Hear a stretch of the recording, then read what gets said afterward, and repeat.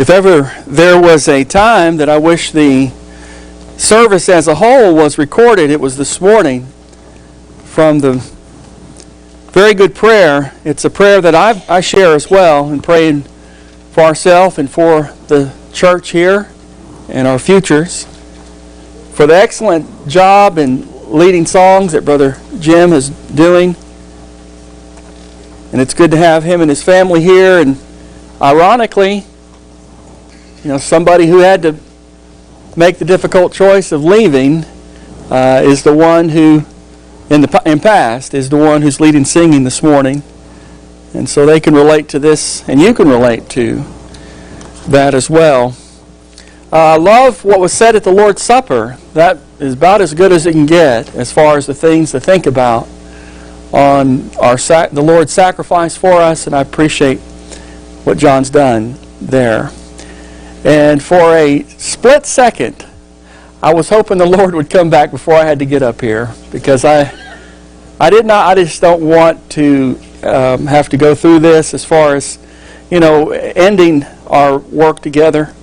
Very difficult thing, and I'm going to try and stay as heartless and as cold as possible, because I don't want to go there. And once I go there, I'm there. So hopefully I can try and keep it together this morning.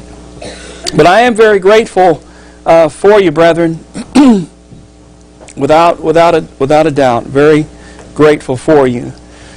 There's a lot I want to say. Obviously, this is not a moment that any of us want or anticipated.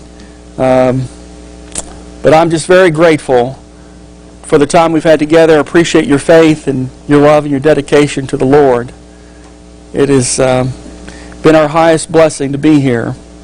And there are people present today that have made an extra special effort to be here, like our sister Vivian Davis. And it's been since June, I believe, somewhere in there, where she was no longer able to attend with us. And by the mercy of God, she has endured the nightmare that she's gone through in losing her vision and regaining some of that, even to the point of allowing her to be here this morning for the first time in a long time. And it is so good to see her. And I appreciate her extra effort to be here, because she wants to worship with all of us again. And it's good to see that.